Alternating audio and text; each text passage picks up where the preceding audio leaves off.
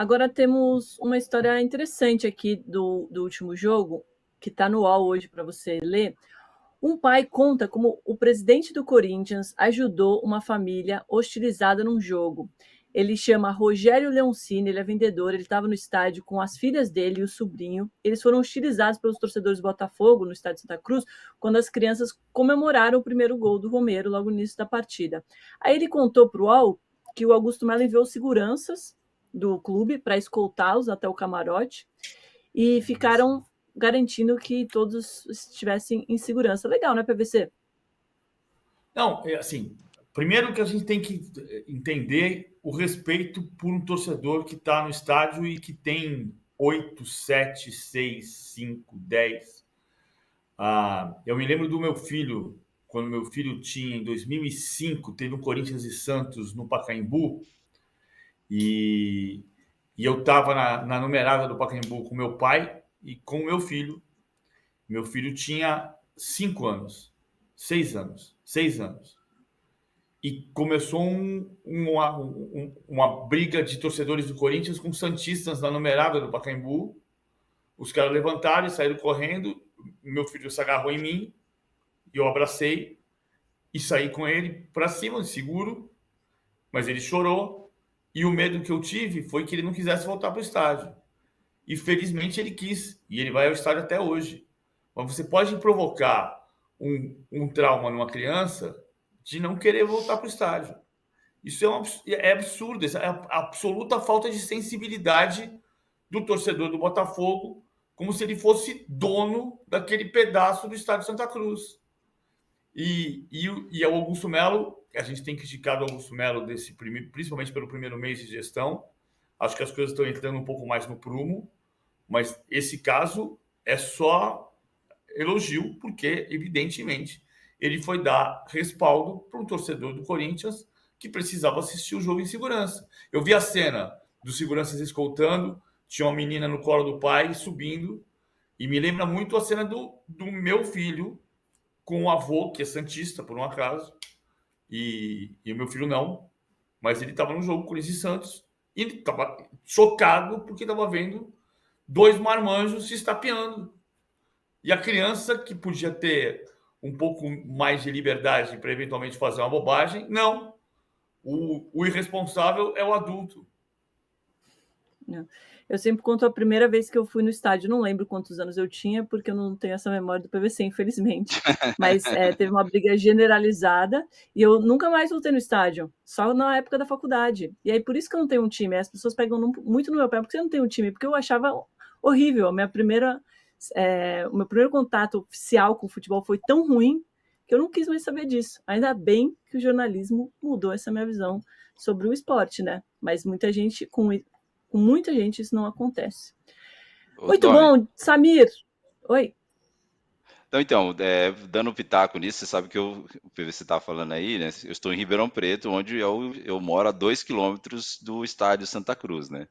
E ontem a emissora aqui, a afiliada da Globo, fez uma matéria grande contando esse caso e chamou a atenção duas coisas.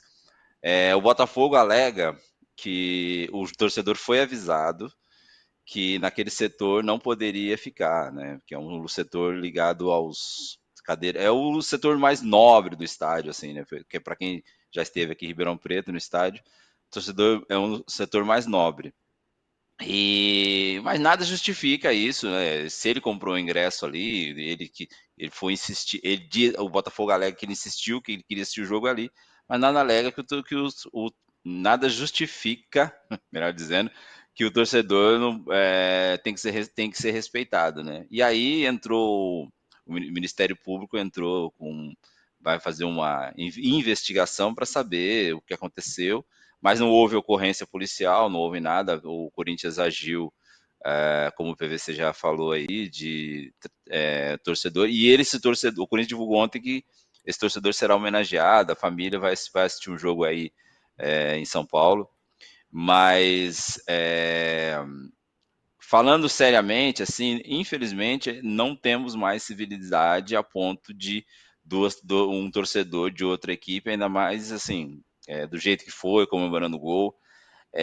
Infelizmente, é inaceitável isso, mas infelizmente não vejo isso é exatamente o que você falou, Domi. É difícil um estádio hoje, né? Onde tem duas torcidas, assim, eu te entendo, Domi, eu te entendo. Numerada Obrigada, sempre Rosa. foi o lugar de duas torcidas. Numerada sempre foi o lugar de duas torcidas em todos os estádios de São Paulo. O lugar acontece ali embaixo da tribuna de imprensa, para quem conhece o estádio de Santa Cruz, a tribuna de imprensa está aqui em cima, as numeradas estão aqui embaixo. A numerada Sim. não é setor de torcida uniformizada. Então, se o Botafogo podia indicar que não fosse com camisa de clube, mas ali é um setor de duas torcidas, de setor neutro. Sempre foi. O ponto, Sempre foi, então, assim, exatamente. vamos ter que fazer o que o Ministério Público decretou e está errado é jogos de torcida única nos jogos que envolvem os 4 grandes de São Paulo, mais Guarani e Ponte Preta. Botafogo e Ribeirão Preto não está na lista. Exatamente. Talvez exatamente. seja incluído na lista, né? Porque aí não sei também se é para a gente comemorar ou ficar chateado, porque é cada vez pior. Rosa e Samir, muito obrigada pelas informações, bom trabalho para vocês e até breve. Valeu, Domi. Prazerzaço aí a todos. Valeu, Domi. Segunda-feira, 11h53, estarei aqui. Obrigada, Samir. Um abraço a todos. Tchau, tchau. Valeu. Antes da gente chamar o nosso próximo convidado, um superchat rapidinho, o PVC do Breno Giroto, falando PVC, mas a gente não pode pensar que o Jorge Jesus abriu novamente uma tendência de técnicos portugueses, como antes houve os medalhões e antes jovens? Não, eu acho que sim. Assim, ele abriu uma tendência, ele ficou 1 ano e meio. O Abel está aqui desde 2020. O Jorge Jesus foi muito importante para reabrir. Se o Paulo Bento tivesse feito sucesso, talvez a gente falasse do Paulo Bento ter sido a abertura disso. O que eu estou querendo dizer é só que houve casos anteriores. O Jorge Jesus, a frase textual do Abel Ferreira, estou falando da mina família hoje o dia inteiro aqui. Ele disse: gente que cruzou o Atlântico não queriam vir para aqui, pá. Tipo meu avô, o senhor Alexandrino Barreto Simões Coelho, que foi por acaso quem pela primeira vez me levou a um estádio de futebol para assistir Portuguesa e Juventus em 1975. Eu não lembro, eu lembro do dia, mas eu sei a data porque eu pesquisei. 29 de março de 1975, meu avô levou o seu neto de 5 anos. O seu neto de 5 anos, que por acaso era eu, para assistir Portuguesa e Juventus. E eu lembro até hoje. O senhor Alexandrino atravessou o Atlântico também, quando não eram todos que queriam vir para aqui, pá. Não, muitos queriam. O Jorge Jesus abriu de fato, reabriu, o sucesso do Jorge Jesus reabriu essa tendência. Eu só quis dizer que antes, e pouco tempo antes, veio outro português para cá, que foi o Paulo Bento, sem o mesmo sucesso. Vamos colocar agora o Rodrigo na nossa conversa, porque temos ainda alguns assuntos importantes para falar. Entre eles, o Flamengo foi condenado ontem, a família do goleiro Christian Esmério, morto no incêndio do Ninho do Urubu em fevereiro de 2019. Era a última das 10 famílias, né, Rodrigo, que ainda não tinha feito acordo com o clube. Mas o clube pode recorrer dessa decisão. Vai recorrer? Você tem alguma informação sobre isso?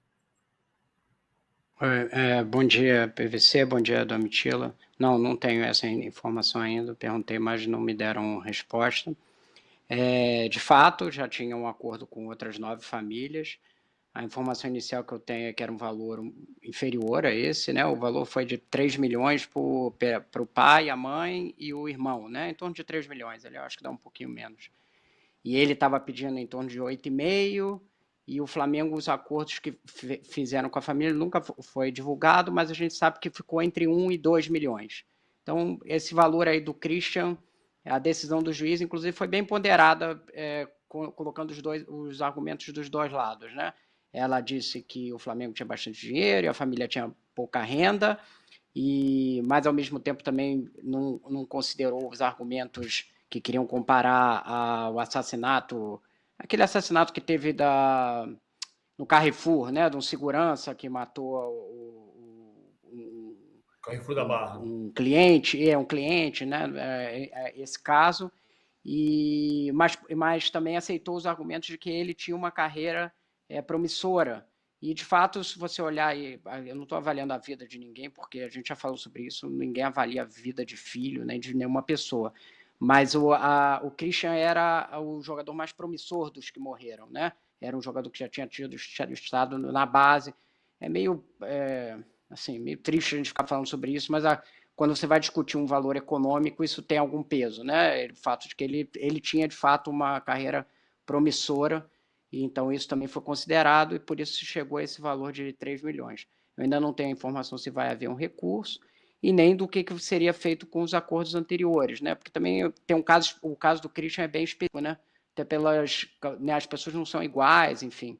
Então a gente não sabe como vai ser esse desenrolar. Acho que até que seria bom que o clube não recorresse, né? Mas enfim, isso é só uma opinião pessoal. Se vai acontecer ou não, a gente ainda não sabe. Não tem essa informação ainda. Mas é mais ou menos isso. Foi uma decisão bem ponderada, ficou mais ou menos entre os dois lados, digamos assim. Eu tô com você nessa. Eu acho que seria de bom tom o clube não recorrer, até porque hoje, anos depois da tragédia, ninguém ainda foi responsabilizado criminalmente por esse que a gente fala de tragédia, mas não é uma tragédia, né? Tragédia é um negócio que não poderia ter sido evitado. Esse incêndio no Ninho do Urubu deveria ter sido evitado. E, obviamente, é preciso indenizar as famílias, mas isso não vai apagar o que aconteceu, nem a memória dessas famílias. São duas coisas diferentes, né? No final, né, Domi? Uma coisa é a responsabilidade civil, que era clara do Flamengo, e isso estava sendo discutido economicamente, e outra é a responsabilidade criminal, que é de pessoas físicas, né? Até porque o Flamengo não pode cometer, digamos assim, um ato criminal como pessoa jurídica, né? É de quem eventualmente tem a responsabilidade pelo que aconteceu, e aí essas pessoas têm que mas de fato já 5 anos é muito tempo para você não ter tido uma punição.